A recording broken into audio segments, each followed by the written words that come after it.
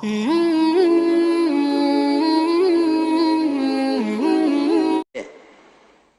اکرم صلی اللہ علیہ وسلم نے وہ وفد ثقیف جو یہ کہتا تھا کہ اسلام تو لائیں گے، نماز نہیں پڑھیں گے، زکوٰۃ نہیں دیں گے، جہاد نہیں کریں گے، اور ہمارا بت 1 سال تک باقی رہے گا، ہم اس کو توڑیں گے نہیں،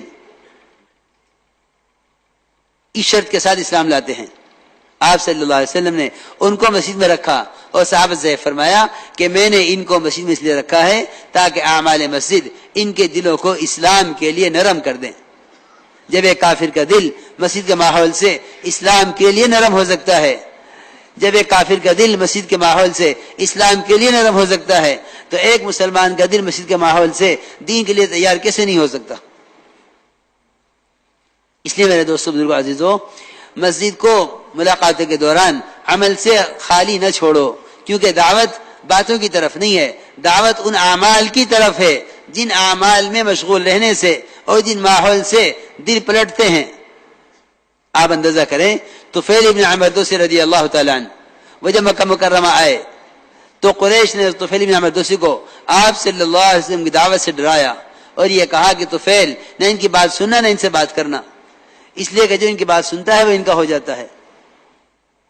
طفیل ابن عمر دوسی رضی اللہ فرماتے ہیں کہ میں نے آپ کی بات کو نہ سننے کے لیے اپنے کانوں میں روئی ٹھوس لی، کان بند کر لیے کہ کوئی آواز میرے کان میں نہ پڑے۔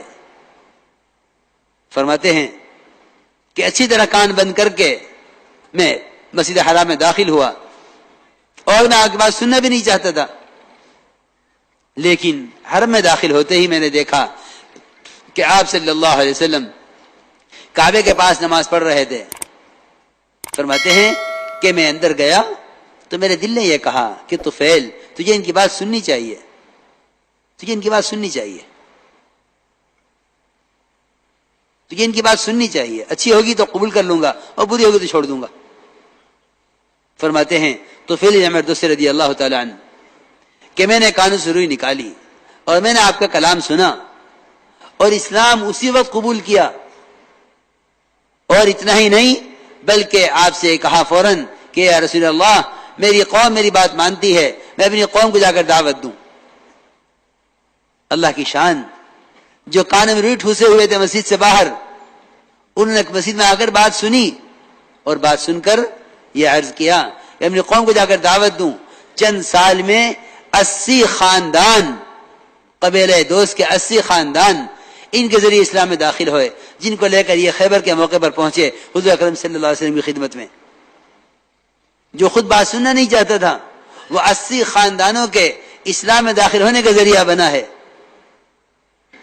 میرے دوستو عزیزوں، میں تو بار بار عرض کر رہا، اپنے کام کو سنت کی طرف لاؤ، اپنے کام کو سنت کی طرف لاؤ، کیونکہ سب سے بڑی سنت سنت دعوت ہے، سب سے بڑی سنت سنت دعوت ہے۔ آپ صلی اللہ علیہ وسلم، کیونکہ ہمارے کام کا مقصد ہے احیاء سنت، میرے کام کا مقصد سنتوں کا احیاء ہے۔ سب سے اہم اور سب سے بڑی سنت وہ سنت دعوت ہے کہ یہ غور کریں کہ سنت دعوت میں آپ صلی اللہ علیہ وسلم کا طریقہ کیا ہے، کہ آپ صلی اللہ علیہ وسلم کا طریقہ اور آپ کے صحابہ کا طریقہ یہ تھا کہ وہ دعوت دے کر مسجد کے ماحول میں لاتے، صحابہ کو دعوت دیتے، صحابہ کو دعوت دیتے۔ اس زمانے میں تو تصور ہی کیا جاتا ہے کہ دعوت محض غیر مسلموں کے لیے ہے، حالانکہ اللہ تعالیٰ نے ایمان والوں کو ایمان لانے کا حکم فرمایا ہے۔ یا ایھا الذین آمنوا آمنوا، ایمان والوں تم ایمان لاؤ۔ اللہ نے ایمان والوں کو ایمان لانے کا حکم فرمایا ہے۔ اس لیے میرے دوستو، بزرگوں، عزیزوں، ایمان والوں کو ایمان لانے کا حکم کا مطلب یہ ہے کہ ایمان والوں مسلمان بن کر رہو، مسلمانوں ایمان والوں مسلمان بن کر رہو۔ یا ایھا الذین آمنوا آمنوا، ایمان والوں تم ایمان لاؤ۔ اس لیے میرے بزرگوں، دوستو، عزیزوں، میں بار بار جو میں عرض کر رہا کہ ہمارا اصل میں ملاقاتیں مسجد کے ماحول میں لانے کے لیے ہیں۔ جو آنے سے عذر کرے اس سے وہاں بات کر کے مسجد کے لیے فارغ وقت لے لینا چاہیے، لیکن اصل بات کرنے کی جگہ مسجد ہے اصل، کیونکہ حدیث قدسی ہے، من اتانی ماشین، جو میری طرف چل کر آتا ہے، اللہ فرما رہے ہیں خود کہ میں اسے دوڑ کر آتا ہوں۔ حدیث میں آتا ہے اللہ تعالی مسجد میں آنے والے سے مل کر اس طرح خوش ہوتے ہیں جیسا کوئی اپنے بچھڑے ہوئے دوست سے مدت کے بعد مل کر خوش ہوتا ہے کہ مدت کا بچھڑا ہوا دوست آج ملا ہے، جس سے مل کر خوش ہوتا ہے. حدیث میں ہے یہ تبشبش، اللہ تعالیٰ کو بشاشت ہوتی ہے مسجد میں آنے والے سے. اس لیے ہمارے اصل کام یہ ہے کہ ملاقاتیں کر کے لوگوں کو مسیح کی طرف اٹھا کر لاؤ، کیونکہ جو ہی تم نے اسے مسیح کی طرف چلایا اللہ کی رحمت اس کی طرف دوڑ گئی. یقینی بات ہے، کیونکہ حدیث قدسی ہے، من اتانی ماشین، جو میری طرف چل کر آتا ہے میں اس کی طرف دوڑ کر آتا ہوں. اس لیے میرے دوستو عزیزو، مجھے ضروری بات عرض کرنی ہے، کیونکہ دیکھو بھائی بات یہ ہے، جو محنت بھی چاہے اس کا دائرہ کتنا وسیع ہو جاوے، چاہے اس کو شہرت کتنی بھی حاصل ہو جاوے، جو محنت خلاف سنت ہے اس کے ساتھ تربیت نہیں ہے. اپنے کام کو سنت کی طرف لاؤ. سب سے بڑی سنت میں نے عرض کیا کہ سب سے بڑی سنت وہ دعوت میں انفرادی دعوت ہے. انفرادی دعوت اصل میں کام بڑھ گیا ہے. اب لوگ سمجھتے ہیں کہ بیان اس تقریر یہی دعوت ہے. نہیں، اصل دعوت انفرادی دعوت ہے. ایک فرد کے پاس چل کر جانا، کیونکہ داعی طالب ہے، امت مطلوب ہے. داعی مطلوب نہیں ہوتا، داعی طالب ہوتا ہے، امت مطلوب ہے.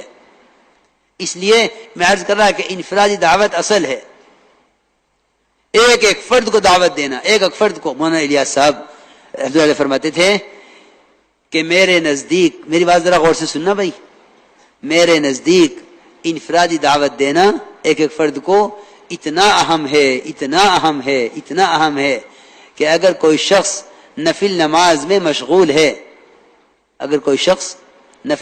مشغول ہے اور کوئی نیا آدمی آ جائے جس کے ٹھہرنے کی توقع نہ ہو تو اپنی نفل نماز توڑ کر پہلے اس کو دعوت دے. نفل نماز توڑ دے، پہلے اس کو دعوت دے. حضرت کے ملفوظات میں چھپا ہوا ہے، غالباً وہ ملفوظات جو حضرت کے مولانا مظہور نعمانی رحمۃ اللہ علیہ نے مرتب کیے ہیں، اس میں 209 نمبر کا یہ ملفوظ ہے کہ نماز توڑ کر اس کو دعوت دے. اگر وہ ٹھہرنے والا ہے تو نماز پوری کر کے دعوت دے، جانے والا ہے تو اس کو پہلے دعوت دے پھر نماز پوری کرے. کیونکہ میرے دوستو عزیزو، اس امت کا مسئلہ انفرادی ہے ہی نہیں. ایک امتی کے ذمہ پوری امت ہے، اور پوری امت کے ذمہ ایک امتی ہے. انفرادی دعوت کی بڑی اہمیت ہے، کیونکہ میں نے عرض کیا کہ داعی طالب ہے، امت مطلوب ہے. آپ صلی اللہ علیہ وسلم نئے آنے والوں پر خود لپکتے تھے. یہ نہیں کہ آپ اس میں رہیں کہ لوگوں کو میرے پاس لاؤ. آپ صلی اللہ علیہ وسلم نماز پڑھا رہے تھے. واصلہ ابن اسقع رضی اللہ تعالیٰ عنہ وہ مدینہ منورہ پہنچے اور نماز ہو رہی تھی، جماعت میں شریک ہو گئے. اسلام بھی قبول نہیں کیا تھا. آپ صلی اللہ علیہ وسلم نے نماز کے بعد دیکھا کہ ایک نیا آدمی آیا ہوا ہے مسجد میں. آپ خود جو محراب سے خود تشریف لے گئے آخری صف میں حضرت واصلہ ابن اسقع کے پاس، اور جا کر آپ نے ان کو دعوت دی. یہ نہیں کہ ان کو ہمارے پاس لاؤ، آپ خود تشریف لے گئے.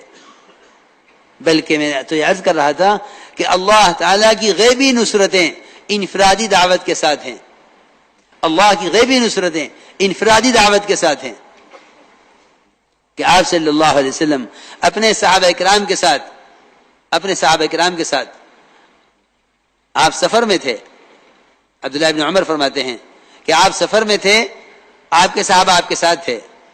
ایک آدمی کو آپ نے گزرتے ہوئے دیکھا راستے سے، آپ خود بڑھے اس کی طرف. صحابہ سے نہیں فرمایا جاؤ اس کی بھی دعوت دو، آپ خود بڑھے اس کی طرف. اور آپ نے پوچھا کہ کہاں کا ارادہ ہے؟ اس نے کہا اپنے گھر والوں کے پاس جا رہا ہوں. آپ نے فرمایا